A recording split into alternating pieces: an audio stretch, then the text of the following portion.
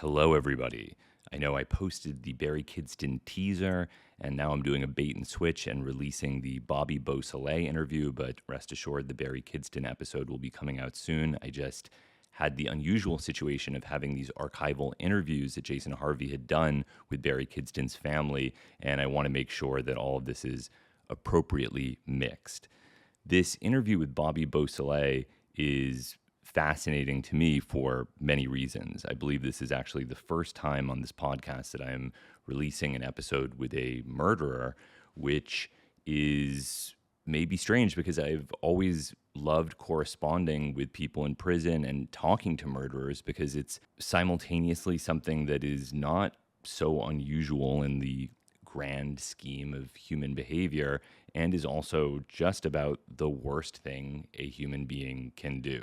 The Manson murders probably need no introduction. They are immensely important in the realm of true crime, but also as a turning point in the history of the United States. Joan Didion famously described the Manson murders in the White Album, saying the 60s ended abruptly on August 9th, 1969, when the world found out about the killing of Sharon Tate. It's hard to overestimate how important this was. This was a statement about the 1960s, about the counterculture, about the excesses of that era, and also about the potential dangers of psychedelic drug use. Anytime somebody is talking about the benefits of psychedelics, the most obvious counterpoint that you can come up with is, well, what about the Manson family? And yeah, what about the Manson family? Did psychedelics play a role in this? If they did, what role did they play? These crimes have been subject to so much scrutiny, legal, historical, conspiratorial, that sometimes it's hard to even make sense of what really happened. Although the world didn't find out about the Manson murders until the killing of Sharon Tate, that was not the first of the Manson murders. The first murder that really set all of this off 1 week before the killing of Sharon Tate was the murder of a man named Gary Hinman. Hinman was a Buddhist, academic, nonviolent, nice guy. And the story of how all of this unfolded is really nightmarish in the most literal sense of the word. This kind of horrible unfolding of so many different things that should never have led to his death. You could argue that any murder is avoidable, but this one was particularly avoidable, particularly stupid. And that is one aspect of the Manson murders that I don't think gets brought up quite enough, the stupidity. It's one reason I really liked Once Upon a Time in Hollywood, because it was a depiction of the Manson family that demystified what was going on by showing that there was something really stupid and confused and tragic about all of it. People talk about Charles Manson or Ted Bundy as if they're criminal geniuses, as if there's some kind of special ability involved in taking a human life. And when you really look at it, that's not the case. I mean, Ted Bundy was not a criminal genius, and Charles Manson did not really do anything all that psychologically sophisticated in order to cause all of this insanity. In fact, when you really look at the progression, it's quite simple. It doesn't involve any kind of sophisticated brainwashing. It involves incremental dissolution of boundaries. He had something that he called creepy crawling. They would go out at night, they would invade people's homes, but they wouldn't do anything. And the idea is gradually get people comfortable with doing something unusual like that. And then you take it a step further, and then you take it a step further. By the summer of 1969, things were primed for unspeakable horror to unfold. But all of it really began with this mundane interaction that was based around a peyote deal.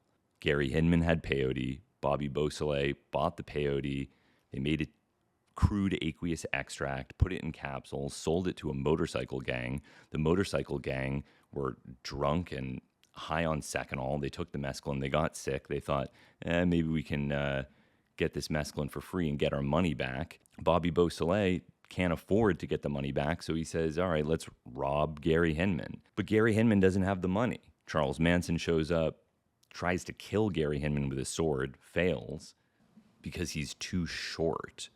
Everyone freaks out because they're afraid he's going to go to the police and it's going to result in all of their arrest. And so in some kind of surreal nightmare, they just stay with him, debating whether or not he's going to go to a hospital and then kill him. Well, culturally, there was a tremendous emphasis on the role of psychedelics. Psychedelics played no part in the killing of Gary Hinman other than it beginning with a mescaline deal, or more accurately with a peyote extract deal. But during the criminal trial, psychedelics were actually part of the defense. I get into this in the interview, but this is one of the really bizarre things about the book Helter Skelter, which is written by this very conservative Republican named Vincent Bugliosi. He was the prosecutor in the Manson case, and he brought in medical experts to testify that people on LSD can tell the difference between the real and the unreal, that they have heightened awareness, that LSD causes illusions, not hallucinations, and that people who have taken LSD even many, many times do not show any lasting signs of emotional disturbance when they're not on the drug. It doesn't make you into a zombie. It doesn't destroy rational thought processes. This is all detailed in this book that you would think would be about the evils of psychedelics. But from a legal standpoint, it was necessary to have actually what was a very accurate description of the effects of LSD, because the government was afraid that LSD would be used to limit their criminal liability. Talking to Bobby Beausoleil on the phone, he's a really nice guy. And another sad aspect about this is that he's very talented. He's a talented musician. He's a talented artist, although his art has gotten him into trouble. He was in a famous Kenneth Anger film, Lucifer Rising. He was a founding member of the band Love. He could have easily had a completely different life, but instead he was sentenced to death and later commuted to life in prison. This was an interesting opportunity for me to talk with someone not only who has committed murder, but someone who really knew Charles Manson and admired him as a musician. I remember, years ago, someone complaining like, I fucking hate these people that pretend that Charles Manson was a good musician. It's such a corny edgelord take to say that his music is actually good. But I always thought, I kind of like it. And like so many failed artists, probably most notably Adolf Hitler, it seems conceivable that he could have lived an entirely different life had he succeeded artistically. In this conversation, we discussed what it was like taking LSD with Charles Manson. I was able to finally get some clarity on this article that was written by an anthropologist who visited the Manson family before they were the Manson family as a sort of representative hippie commune. And in this article, it was claimed that part of the initiation in the group is that you had to be willing to 69 Charles Manson at the drop of a hat. And I'd always been curious about this claim. Bobby Beausoleil says, no, you did not have to 69 Charles Manson at the drop of a hat. So that answers something. But yeah, as a technical note, I was actually not expecting this call from Bobby Beausoleil. He caught me off guard. And I sometimes am able to record phone calls directly from my iPhone, but I've noticed that there's some kind of thing when you are getting calls from prison where it's able to detect a three-way call and prevents that from happening. And so the sound quality really suffered, but there was a very generous patron who has even mixed music for Britney Spears, who is willing to make this listenable. This quality is not good, but you can understand what he's saying. As a couple final housekeeping notes, the clock is ticking on DOI. I am under the impression that someone has scheduled a hearing, but I'm still trying to get my op-ed published. I've been really trying on this one because it is important and there are no major updates. It's not quite getting the traction that it did last time, but I hope that people are still doing what it takes to oppose this. And once again, I strongly encourage anyone listening to this to take the time to write a little comment on the Federal Register. I was really kind of disturbed looking at the way people were discussing this on Reddit. It almost reminded me of the Mark Fisher capitalist realism concept, that it's easier to imagine the end of the world than the end of capitalism. And I think there's so many things in our culture that are like that. And there's almost a prohibitionist realism at play where I see people saying these things like, well, DOI, that shouldn't be illegal, but DOC, I mean, it has been associated with a death, and it is controlled under international treaty, so it is kind of our responsibility to make that one illegal as well. And the attitude takes prohibition for granted as some kind of necessary force that we have to be subjected to. The way people were describing it, it was as if the DEA were some kind of Aztec god that we had to provide with a molecular offering to appease. And that is not the way it should be. We shouldn't have to give the DEA anything. We shouldn't say, well, some people have overdosed on it, therefore it does need to be prohibited. Obviously, DOC is not a public health threat. And the very fact that they're doing this shows that they're just going to keep doing it, right? They're not going to stop unless people make a concerted effort to prevent this from continuing. It's not going to go away. And it is a big issue. It's shocking to me how much traction irrelevant shit routinely gets in the psychedelic space when the gradual loss of our freedom to study these substances and to use them is being taken away from us. Tomorrow I'm going to interview Dr. Phil Wolfson about his career in ketamine psychotherapy. Got the Barry Kidston interview coming out, new Q&A in the works, and a lot of other great stuff. I am just trying to get the DOC stuff off my plate, and then I think things are going to be a lot more productive in the coming weeks. But until then, I hope you enjoy this talk with Bobby Beausoleil, Manson family, if not member, Manson family associate, and the man who set in motion one of the most consequential episodes in the history of the counterculture. For as long as it has existed, the market for street drugs, supplements, and even pharmaceutical products has been marked by uncertainty regarding chemical identity and purity. Colorimetric reagents and repurposed urine test strips offer some protection, but they are no substitute for analytical techniques like mass spectrometry. In the United States, drug testing is fraught with bureaucratic hurdles, but in Spain, scientists are free to perform chemical analysis without legal interference. I've recently partnered with a Barcelona-based laboratory called Commune Analytics, who offer NMR, FTIR, and LCMSMS for any plants or chemicals one might wish to analyze. I submitted a few samples and was impressed by their ability to detect a psilocin ester in a gummy product, an unusual modafinil analog with precise structural assignments, and a diphenhydramine analog. Samples can be sent anonymously from anywhere in the world, and the pricing is extraordinary for the service they provide. Additionally, Commune performs their own analyses of new psychoactive substances and freely publishes their results on their website for educational and harm reduction purposes. To learn more, go to CommuneAnalytics.com.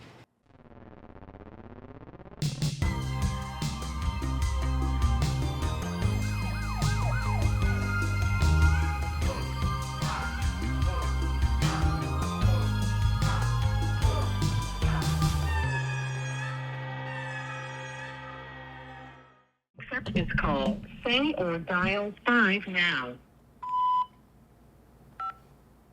Thank you for using Global Tel Link. It's your friendly robocaller. Hello, thank you for calling. How are you? Hi, Hamilton. Where are you located? I'm in Brooklyn. You keep late hours, huh? Yeah, I do. Yeah, well, yeah, welcome to the club.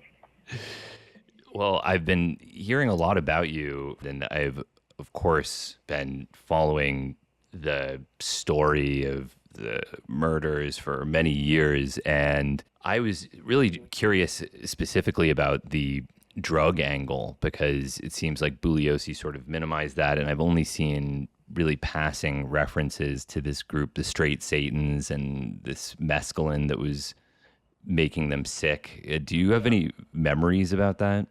Oh, yeah. I have memories of the Mescaline deal because I was caught up in that, and that was my fault, and rather stupidly walked into a crisis with the Straight Satans over that, which, led to, with the domino effect being what it is in people's lives, it led to a disaster for me and, of course, for Hinman. But, yeah, And I don't recall, how did Bugliosi minimize that? well, I thought he felt that these more casual explanations that things would have Your been. call and/or telephone number will be monitored and recorded. Okay, that interruption comes every so often. We call that recording person bitch, right? They call it the bitch. And so that's going to interrupt us every so often, and it's annoying. So just give you a heads up. Yeah. Sorry about that. I think he was more interested that there was some kind of helter-skelter narrative at play or some kind of higher purpose in the Manson philosophy beyond it being about simply money or a drug deal. Yeah, of course. Yeah, well, it wasn't money or drug deal or anything like that. As I told your father, the hinge pin for this whole thing, for everything that happened, including my involvement with him and with this group, and this came about as a consequence of Charlie shooting Bernard Crowe. Bugliosi needed to have a narrative for his assertions that would be interpreted as a conspiracy so that he could be convicted of murder. That was the strategy behind the prosecution. So he ignored, I believe, I don't know this for a fact, but, given the fact that Bernard Crowe was brought in during the penalty phase of the trial, Bugliosi knew full well about the Bernard Crowe shooting and the role that it played in the events. And he didn't bring it up. I know he knew it because everybody told on themselves, basically. There was no shortage of people spilling their guts when it came down to it. People were making statements, and people that had not been involved in the crimes were also making many statements and saying what they knew, which in some cases was way off the chart in terms of accuracy, in terms of actually them having knowledge of what had happened or why.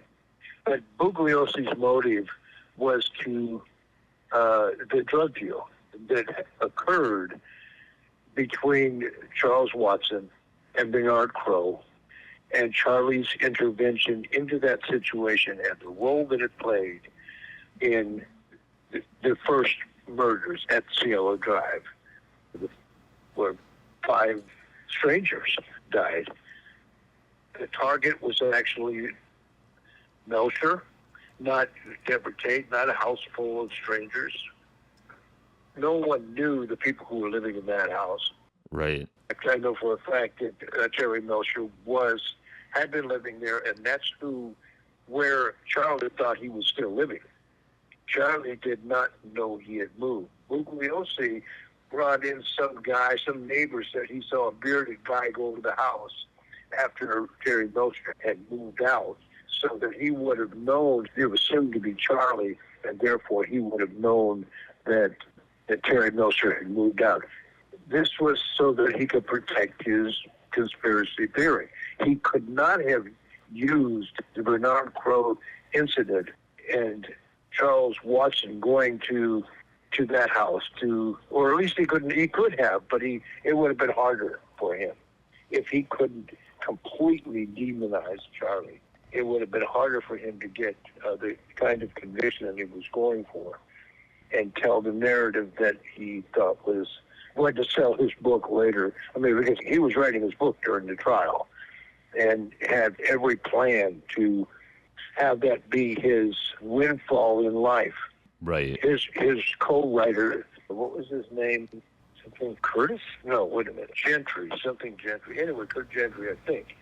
But he was the co-writer, and he was sitting in a prime location in the courtroom as if he were some sort of courtroom official through the entire trial. And he was writing the book as it was being done. So this was, not just to get a conviction, but to get a conviction. Bugliosi wanted to paint himself as the white knight who saved humanity from this diabolical megalomaniac.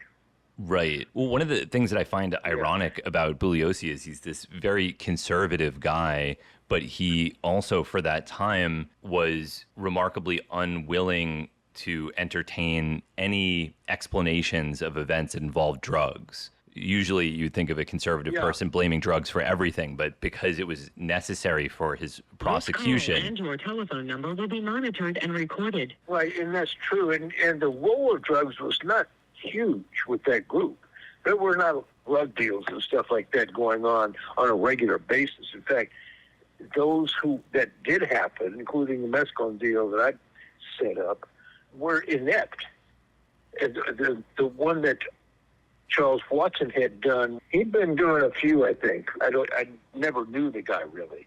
I was around for a little while at the ranch after the Bernard Crowe shooting, and he was around, and so I did see him around, but I didn't like him, and I just had strange vibes from the guy, and so I never had a conversation with him. But he was doing some drug deals on the side, unbeknownst to Charlie. And he got himself into this deal with Bernard Crowe, and then he fucked it up, and he tried to take something out of the middle to get something for himself, and Bernard Crowe called him on it, and he wanted the rest of his money, and he took Roseanne, something, I think her name was, and this girl that was doing the deal with Watson, took her hostage, and Bernard Crowe made some phone calls to the ranch, and he thought he was calling Charles Watson, and he asked for Charles, and everybody there would have thought somebody asking for Charles was calling for Charlie, and because nobody called Tex Charlie or Chuck. Initially, actually, when he came around, I think they were calling him Chuck, but then they changed his name to Tex, or somebody did. Somebody changed his name to Tex. He might have done it himself. But for whatever reason, that's how he was known around the ranch. But Bernard Crowe didn't get that. He didn't know that. He asked for Charles, and Charlie came to the phone. Didn't know anything about a drug deal with Bernard Crowe. But Bernard Crowe started making these grandiose threats. He thought he was talking to Watson, and how he was going to come there. I don't even know if he knew where the ranch was. I don't know what Watson told him. But that he was going to come and kill everybody that was there. He was a big black guy who was obnoxious, and by all reports, and I guess he thought he was bulletproof because Charlie tried to talk him down, and then Charles told him he was going to come out, try to sort things out, try to work things out with him. So Charlie took a friend with him to, I can call you back after this call. The call's in 15 minutes if you want to talk a little more. Oh, yeah, I definitely have more questions, so yes. Okay. So anyway, Charlie, and I think it was TJ, that's who told me the story, went to another guy I didn't really know very well. But Charlie told me the story, and so did his backup guy. And they went to Bernard Crowe's place and confronted him. And Charlie tried to talk Bernard Crowe down. I don't know exactly what words were exchanged. And when Bernard Crowe wouldn't back down or showed no signs that he was swayed at all, Charlie pulled a gun on him. And it was a stupid thing because it was the gun that Charlie had. The only gun, really, there was very few guns at the ranch. There was a Schweizer machine gun that was in a violin case that someone had tried to put rounds in because they didn't have the correct caliber for a Schmeisser machine gun. I don't know where he got it. Somebody gave it to him or something. And somebody had put rounds in it that didn't fit and jammed the gun forever. So it was worthless. It was a prop at that point. And there was, I think, a shotgun and maybe a deer rifle, something like that at the ridge. You have 60 seconds remaining. Charlie had this pistol that had been given to him by one of the stuntmen who hung out at Spawn Ranch. And it was, are you familiar with the Buntline Special, or what it looks like? I'm not, no. Yeah, this is Wyatt Earp's famous gun. So I'll call you back. Okay, all right, sounds good. These days, alternative cannabinoids or altnoids have become increasingly popular. You may have heard about THCP or THCV, but have you heard of THCB? B. The butyl. Over 86% pure THCB isolate. That's impressive. This was just a year or two ago, a trace oddity that people only speculated about. Now we're living in the future. You can get THCB on the internet. If you're listening to this right now, you can just order THCB. What a time to be alive. Can you imagine? You can just order the butyl THCB from CannaClear.com. Use the promo code Hamilton. You gotta cherish these moments while they last, because one day you're gonna wake up and the government is gonna have decided to protect you from THCB. They're gonna step in to save you from THCB.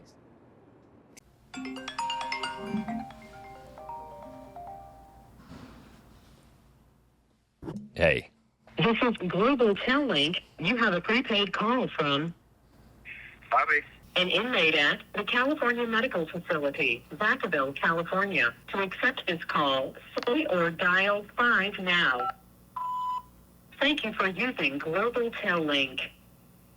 So I'll go right back in okay. and just describe this gun. This gun that he received, that he was given, was an old. It was a prop gun, and it was designed to look like a Buntline Special. It was actually a .22 caliber, but it was designed to look like Wyatt Earp's Buntline Special, which had a very long barrel. If you see any movies, any portrayals of Wyatt Earp, that's the kind of gun that you're going to see him packing. So this Buntline Special looked like a cartoon gun, like the kind that used to be, you'd see on a vaudeville stage, where somebody pulls the trigger and a little flag pops out that says bang. It was that kind of it looked like that. It looked like a cartoon gun. And Charlie himself looked a bit like a cartoon. He was this tiny guy, large head, tiny guy. He was, I think, less than 5 feet tall, and slight of build. And he was wearing, this like fringe jacket, like a frontiersman or something, like Davy Crockett or something. So the impression that he probably made, I'm imagining this because I knew him, and he was comical a lot of the time. He played comical parts, and that size and physiology of him played into that and added to the experience. And he could actually be quite funny. That's something that a lot of people don't know about Charlie. Yeah. But Bernard Crowe did not take Charlie seriously. Imagine some guy pointing a cartoon gun at you, and he looks like Yosemite Sam from the Warner Brothers cartoons. Right. Bernard Crowe, this big, belligerent kind of guy, and he didn't realize that his life was in jeopardy, I guess, because he didn't change his tone at all. And Charlie, there was actually, the gun was not in very good shape. It would misfire a lot. And it misfired, I think, once or twice before the gun actually went off. And he shot him in the gut. During his testimony in the penalty phase, the trial, I think he said that the bullet was still inside of him, that it had lodged too close to his spine or something to be removed. That's what I assumed. But he still carried the bullet. Anyway, he toppled over, and by all appearances was dead. So Charlie and TJ ran out of there and left, with Charlie believing that he had just killed the guy. And he was starting to get panicky and paranoid over it. A day or so later, there was a news report on the radio that everybody in those days listened to car radios to get the news. And they would listen to music, and then every hour the news would come on, and you'd get headlines.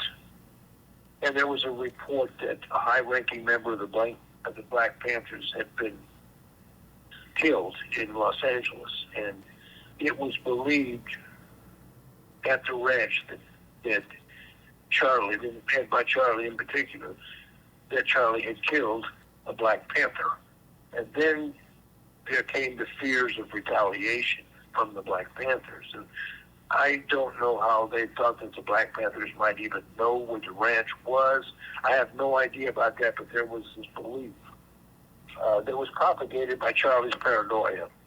And he was influential there, so naturally his paranoia was infectious.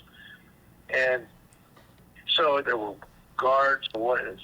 Somebody would stand on top of the saloon, the fake saloon, and with a rifle.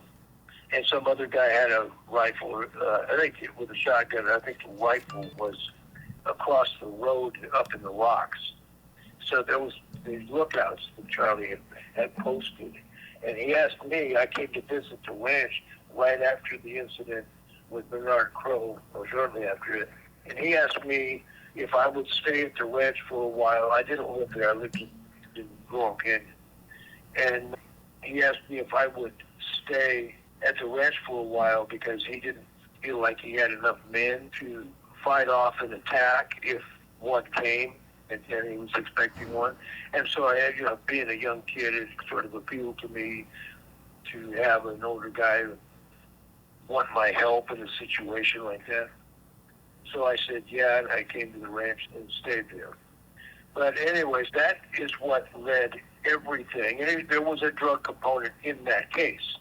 But it wasn't a drug component for Charlie, it was a drug component for Tex Watson.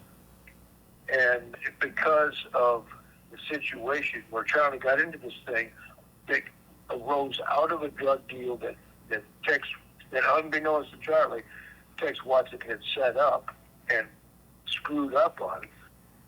He kept telling Tex Watson that he owed him. He kept telling Tex was Charlie's only actual disciple.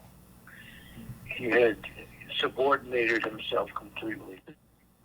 Subordinated his ego, you might say, to Charlie, which made Watson even more of a liability to him than he realized, because now he had killed somebody in his mind. He believed that he had killed somebody.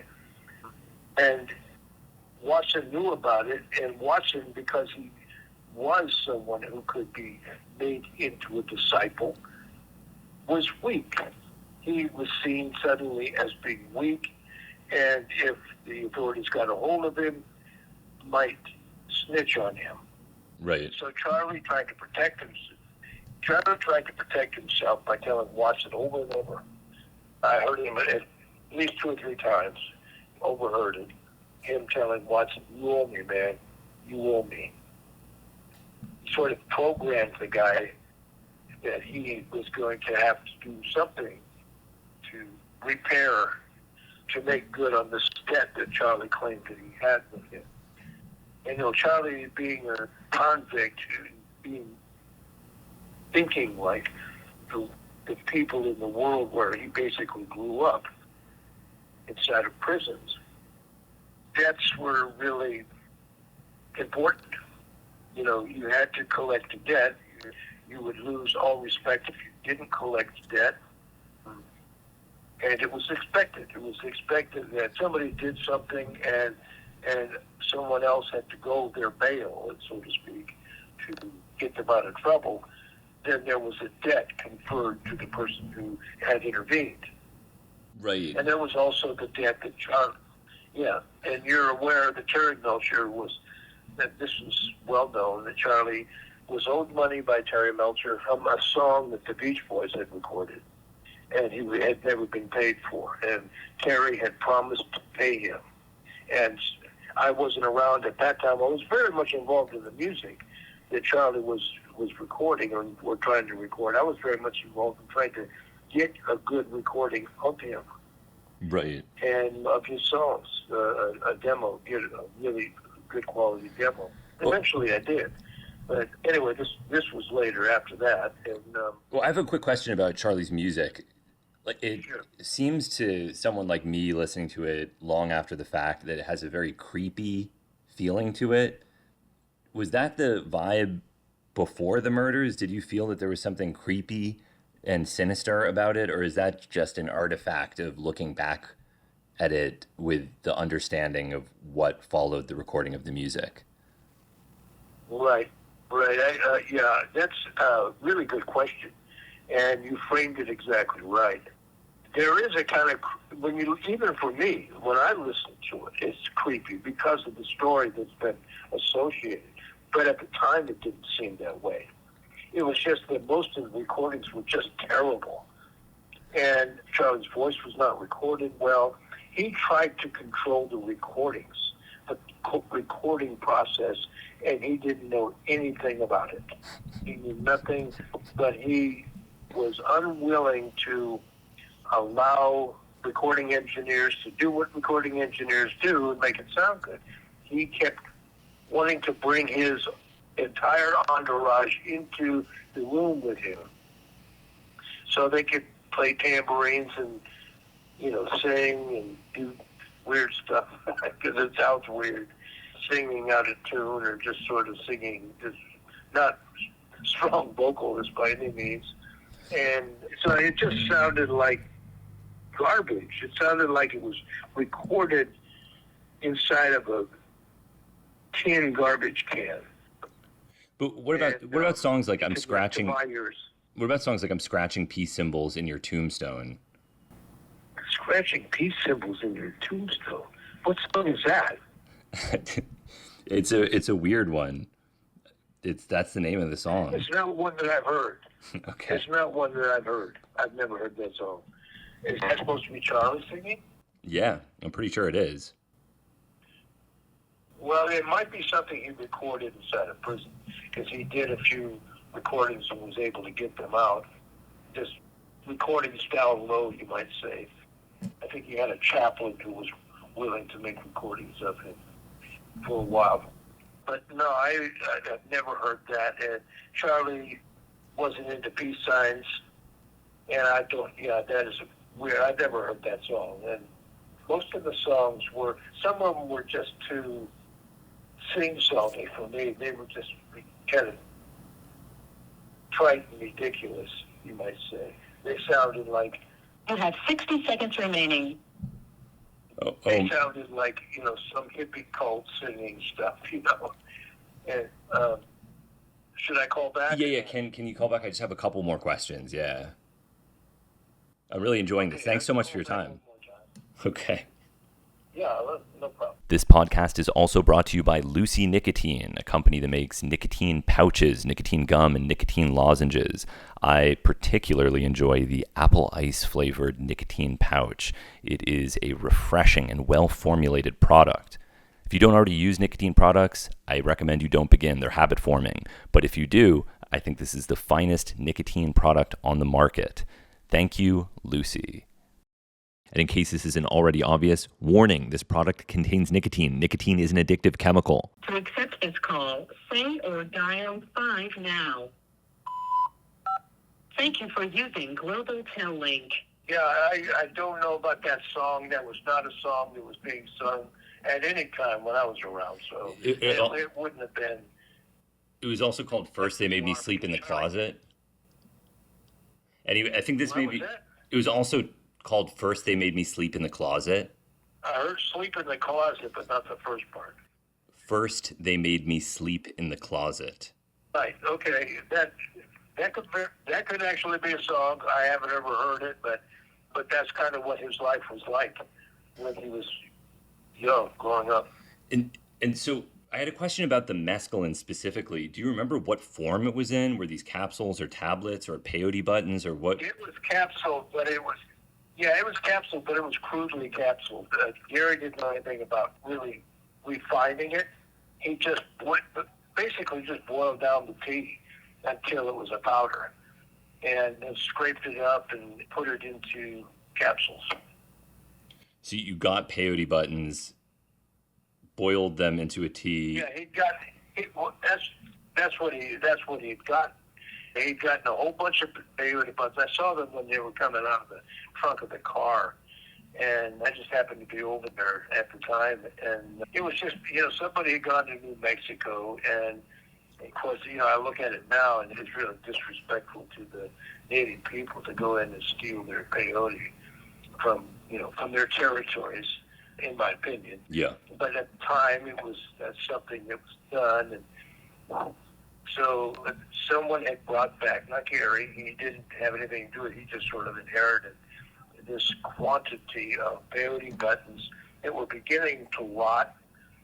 And so he just took those, and he knew enough to, I guess, to peel off or cut off the parts with the most strychnine, the little spines on the skin and so on. But he boiled it, made a tea, cut it up, made a tea, and then boiled the tea down. So it wasn't refined properly. It still worked. It still did the job. Though I think a lot was lost in the way, I don't know. I had tested it, and it wasn't bad.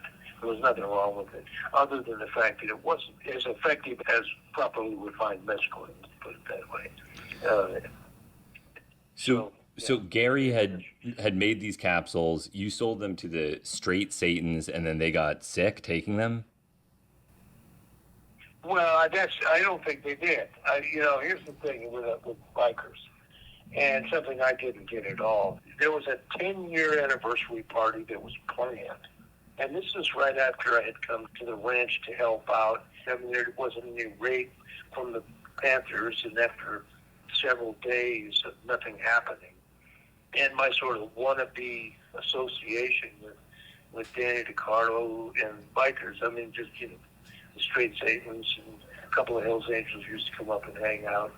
And I was sort of wide-eyed, and I was building a motorcycle at the time, a Harley, and so I looked up to these guys, and I was picking their brains for how to do it and all that sort of thing. So I had this sort of wannabe relationship with those guys, and the Straight Satans were going to have a 10-year anniversary party, 10 years of from the founding of their motorcycle club, from their charter, and I wanted to be a part of it. I wanted to go with them, and they said, "Yeah, we're trying to get some."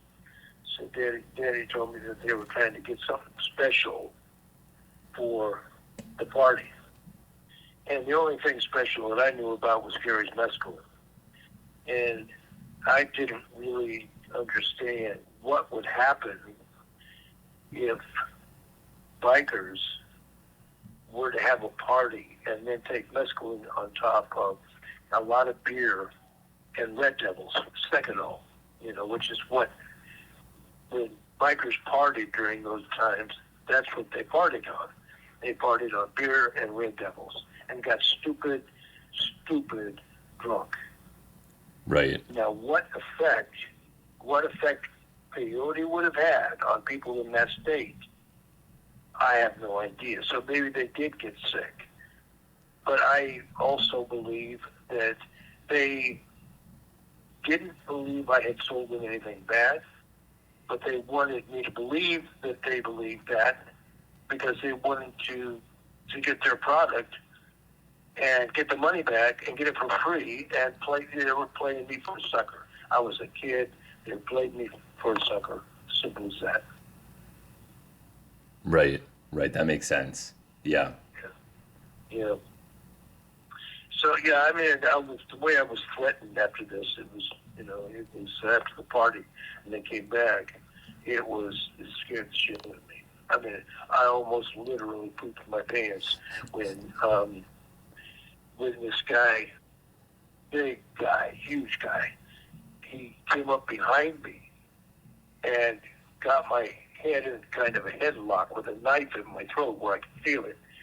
And said, asked Daddy, is this the guy? So I have just about shit myself. So, I mean, that's kind of the statement they played on that. They played on that manipulation, and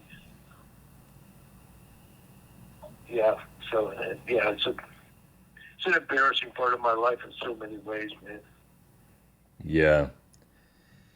Yeah, I mean, it sounds like you were involved in so much amazing stuff with Kenneth Anger and the band Love before it was Love, and I'm sort of curious when you had so much going for you, you were involved with so many amazing people. What was the attraction of Charlie? Was it that he was really funny, or the sex culture? There was that.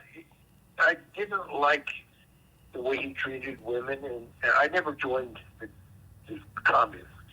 He wanted me to, of course, but I'm not wired that way. I'm not wired to be subordinate to anyone.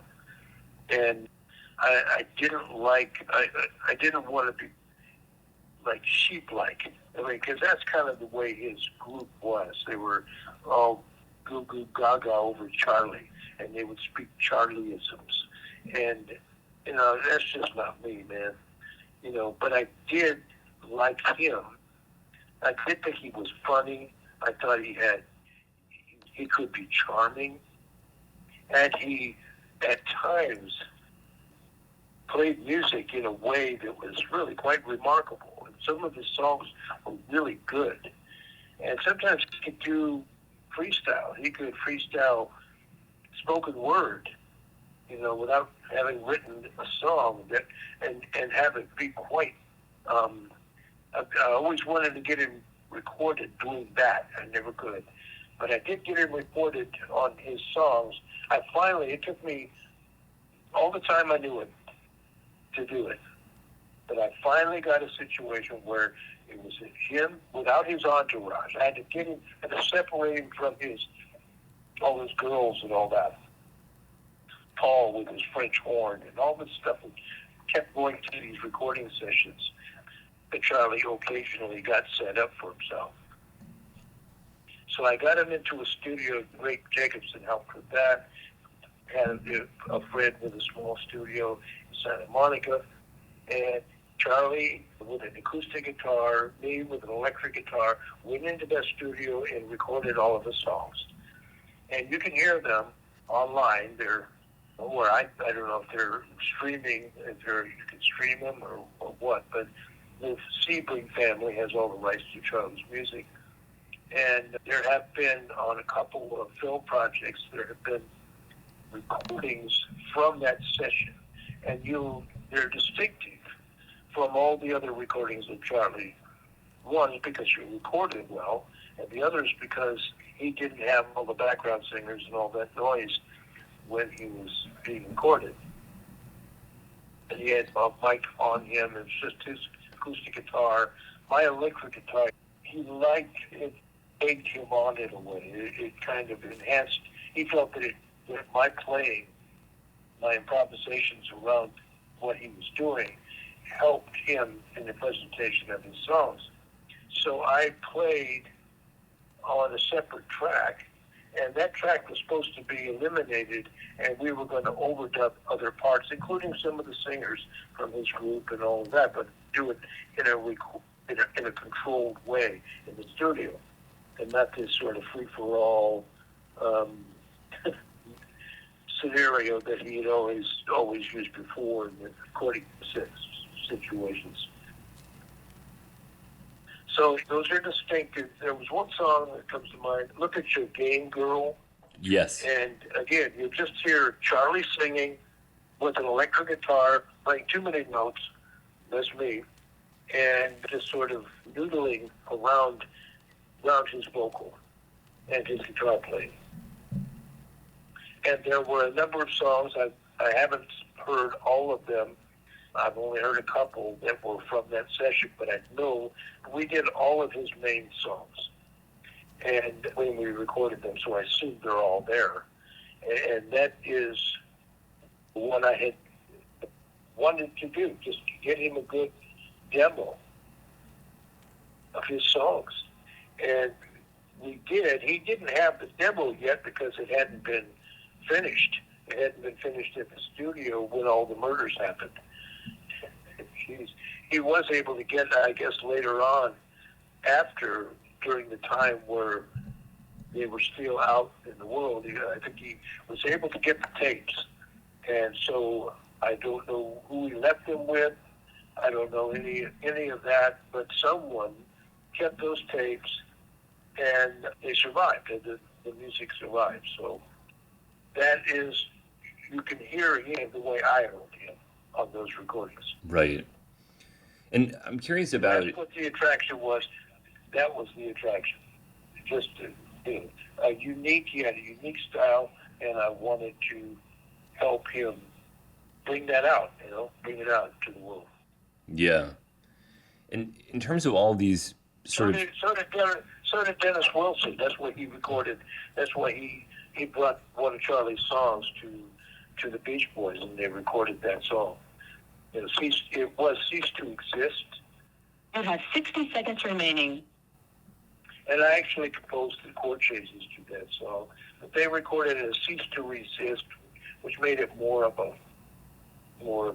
romantic type of song, which is not what Charlie was trying to communicate at the time.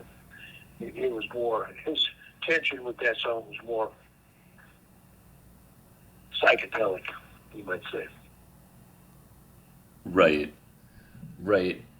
And in terms of all these square outsider, I guess there's only 60 seconds left. Mm-hmm. Yeah. But my last question that I would have, do you have time for one more, or should we talk another time? So you talk about, want me to call back one more time? Do you have time for one more? Yeah, I can do that. Okay. You got to get some sleep sometime tonight.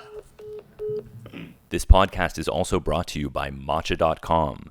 Grab a traditional matcha bowl or your favorite mug and enjoy a hot cup of matcha first thing in the morning. I don't drink coffee, but I think matcha is a wonderful way to start the day. It contains L-theanine, it contains caffeine, which is what I'm most interested in, and it has all sorts of purported health benefits. Matcha.com was founded by psychedelic pioneer Dr. Andrew Weil. All of their matcha is imported from Japan and third-party tested for heavy metals. It's delicious, probably healthy, and certainly stimulating. So enjoy a cup of matcha from Matcha.com. Bobby? An inmate at the California Medical Facility. To accept this call, say or dial 5 now. Okay. One question I have is, you have all these square outsiders who are trying to impose some kind of extraordinary narrative onto what was going on, whether it's government mind control or a sophisticated philosophy about creating a race war. Do you think that there was anything particularly sophisticated or unusual going on, or was this a tragic scenario that could have potentially befallen other groups and it just happened to be you all? Yeah, it could have potentially fallen a lot, although Charlie was a unique individual, and his sort of convict mindset, convict con man mindset, predisposed him and this group that was with him to respond in ways that maybe most other communes would not.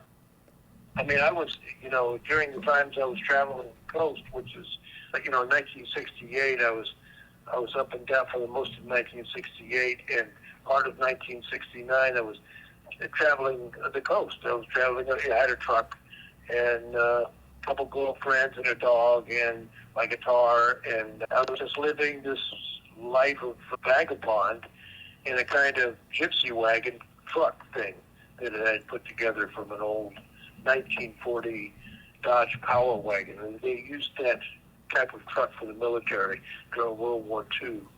So it's this big, gnarly-looking truck. It's a pickup truck, but it was what they called a weapons carrier. In the war, they called it a weapons carrier style. So I lived in that, and I would visit communes all over the state. And there were all kinds of, vast varieties of ways of doing communes. There was one I found way remotely up in in the Napa-Sonoma area at the top of a kind of, a mountainous area. Not particularly tall mountains, but in that, if you know anything about the Napa-Sonoma area. But there was, all of these people, I don't know where they got the money for those. They were large, traditional teepees. And, it really,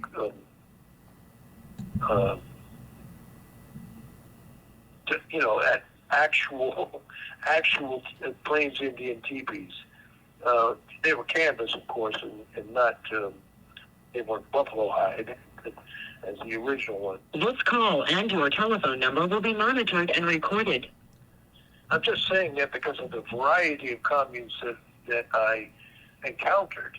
So there were a lot of styles, but there was always one thing that was typical of the communes that I encountered. And not just typical, it was almost universal, I think. In fact, I don't know of a single one of the many communes I visited where the people who lived there did not think of themselves as a family and did not refer to themselves as a family. So this idea of the family is really overblown nonsense.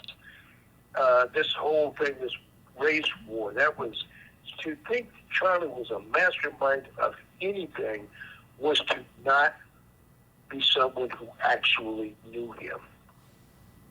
You had to be a square like Bugliosi to not understand. I think he did get that Charlie really wasn't a mastermind, and that what happened was a series of blunders and miscalculations on Charlie's part, and a willingness on by the people who were with him to go along with him because they cared for him. And in so doing, Charlie betrayed the trust of the only people who ever did actually care for him. The only people who actually cared for him, he betrayed their trust because he got so paranoid of these kids around him, thinking that they were all going to snitch on him, that he started making that his plan was to make them complicit in crimes, horrible crimes as bad as the one that he committed when he shot Bernard Crowe, so that they wouldn't snitch on him. That was the idea. That was the typical convict thinking. I know that for a fact because I've lived in this world for so long, in this, prison world. And how convicts think, how criminal convicts think. And Charlie was raised by people, not just figuratively, he was raised by people who were con men and pimps and criminals, forgers. It's the world that he grew up in.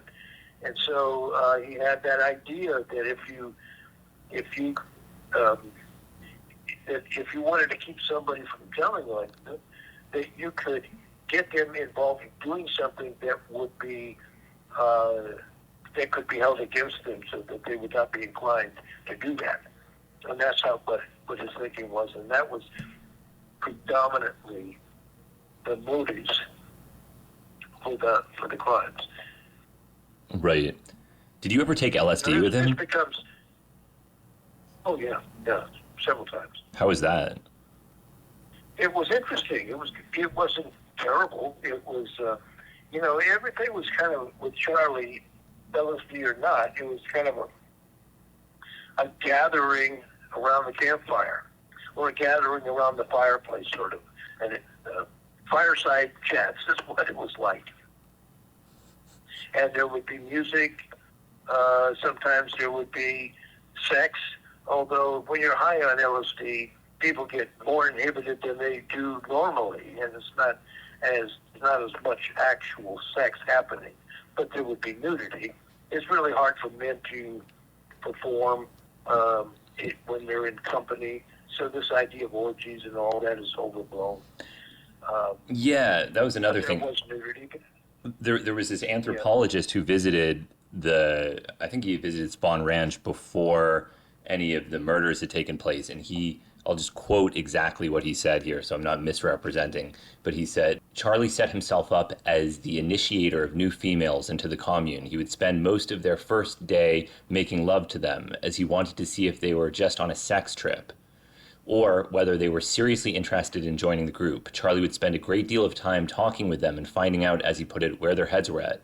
An unwillingness, for example, to engage in mutual oral genital contact was cause for immediate expulsion, for Charlie felt that this was one of the most important indications as to whether or not the girl would be willing to give up her sexual inhibitions.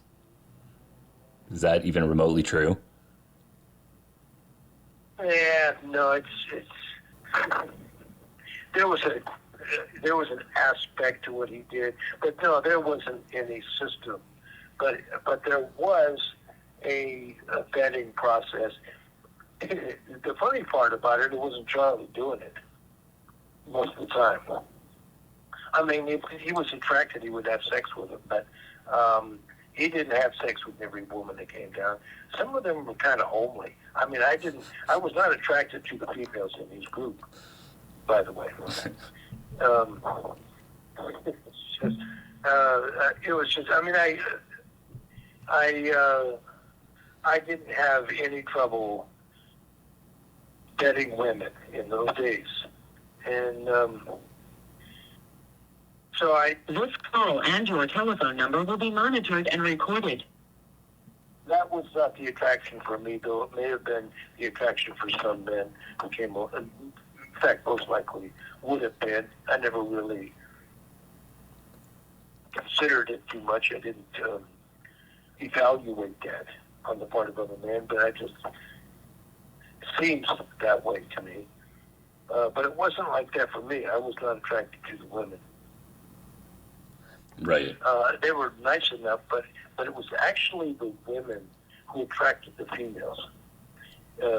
Once there were 2 or 3 women with Charlie, that happened sort of automatically, because what Charlie discovered, what all of them really discovered, was that when 2 or 3 women get together with a guy, and the guy is he's not like the boss man, he's like the pimp, but he's not taking care of them so much as just sort of being kind of an overseer and protector, male protector.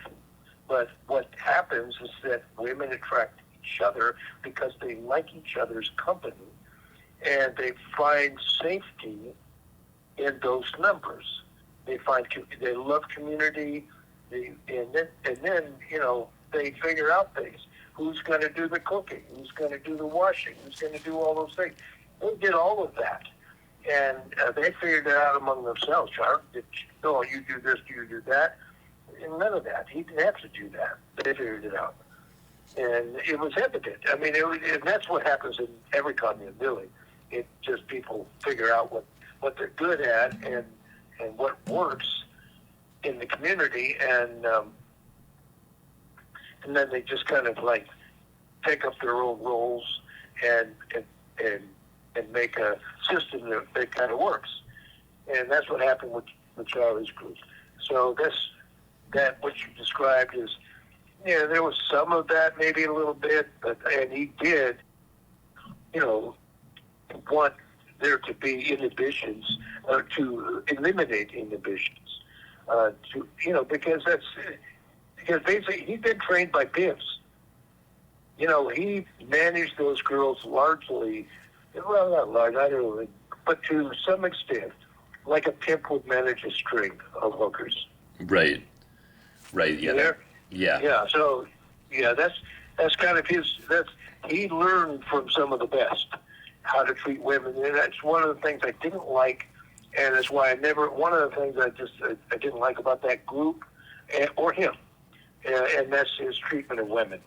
I didn't like it when he every once in a while he would slap one around, and tip style, and I didn't like that. I like women who could hold a conversation.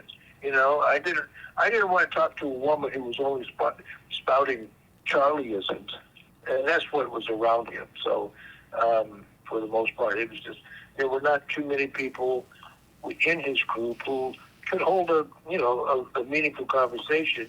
Mary was an exception, and there were a couple. Leslie was an exception. There were a couple who I had conversations with that were,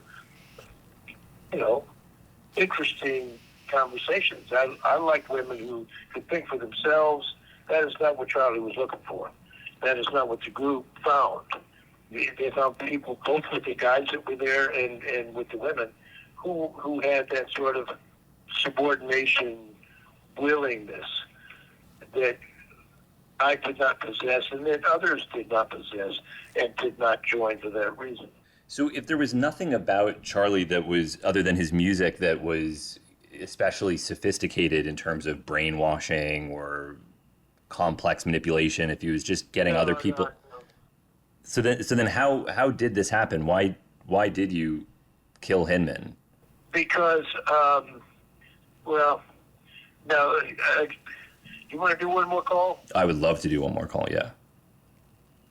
If you're looking for a Kratom product, allow me to recommend Top Tree Herbs and New Brew Kratom Kava Green Tea Seltzer. Both are third-party tested. These are pure products that I can personally recommend. New Brew is a delicious carbonated Kratom Kava green tea seltzer. And if you're looking for a nice, simple, tasty Kratom tea, go for Top Tree Herbs. This is your health. You should get something that's tested. You can get 15% off using the promo code Hamilton. Thank you, Top Tree Herbs and New Brew, for your sponsorship. Okay, so this is going to have to be the last. Yeah, that's a question. I'm getting kind of tired of the topic.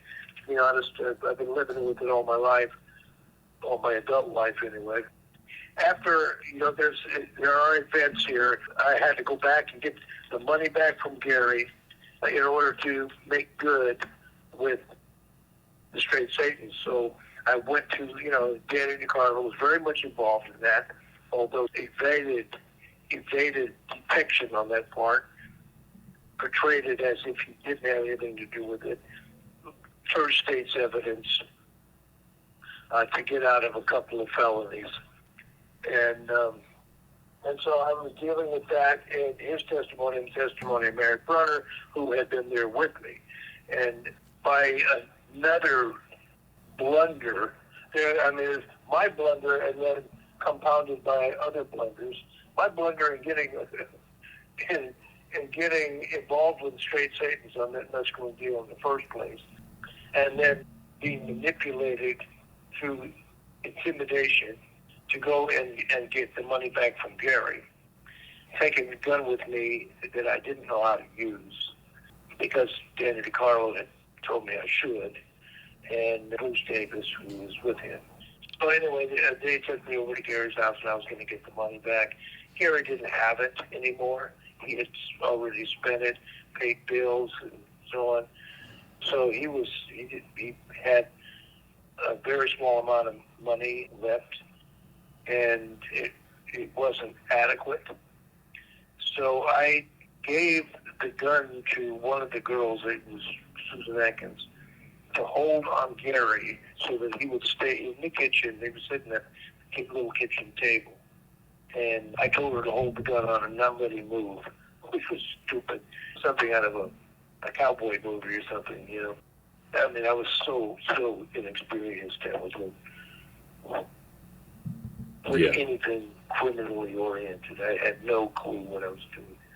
So Gary didn't have any money, and so there was only one other room in the house. It was a very small house, little bathroom, just the kitchen and the living room, which was also the bedroom, and the library, and the music room. It's just it's a little small cabin-like place on the side of a hill.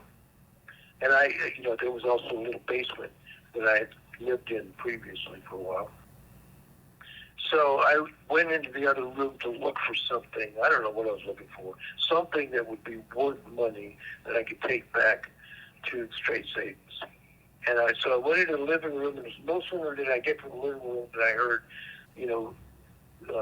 yelling from the kitchen, Bobby, he's got the gun. So, Gary, who was not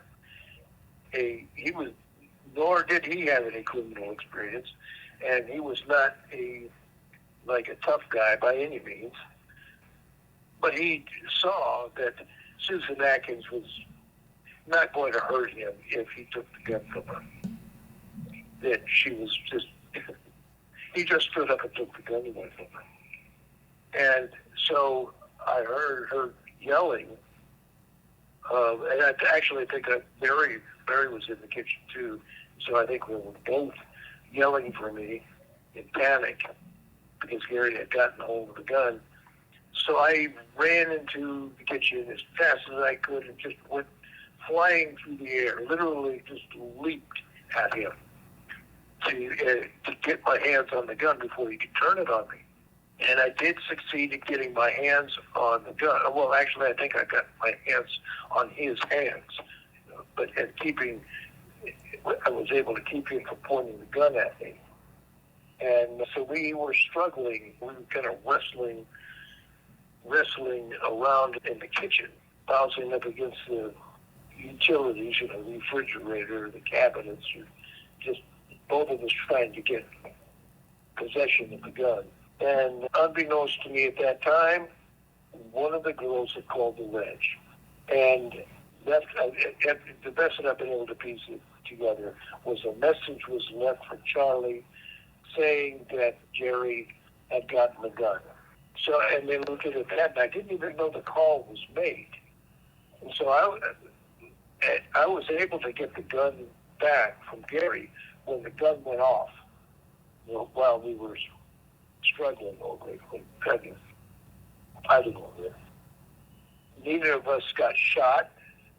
I mean, we were looking into each other's faces when the gun went off, and I would imagine I looked the same way he looked, and, big eyes. So our eyes were like, did I get shot? But neither of us got shot. The bullet went through the kitchen cabinet below the sink, and I was able to get the gun back from Gary.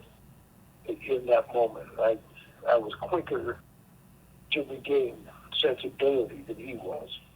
So I got the gun back and got control of the situation. I got him to sign over pay slips to his old jalopies. He had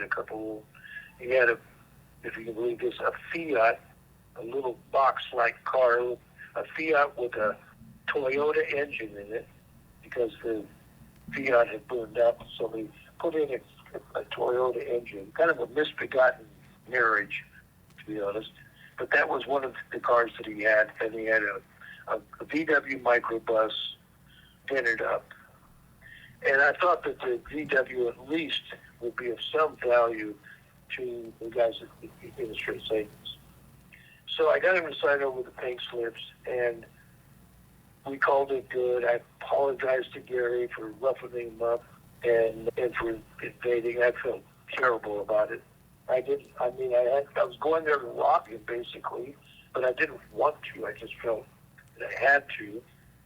And so I'm getting ready to leave at this point, and suddenly Charlie, with Bruce standing behind him, show up at the front door.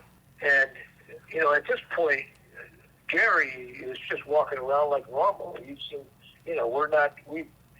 we've settled everything. There wasn't any, we weren't going to take it any further. It wasn't going to be any more of a problem than than to just leave. That's all I needed to do was to leave, but I didn't get a chance.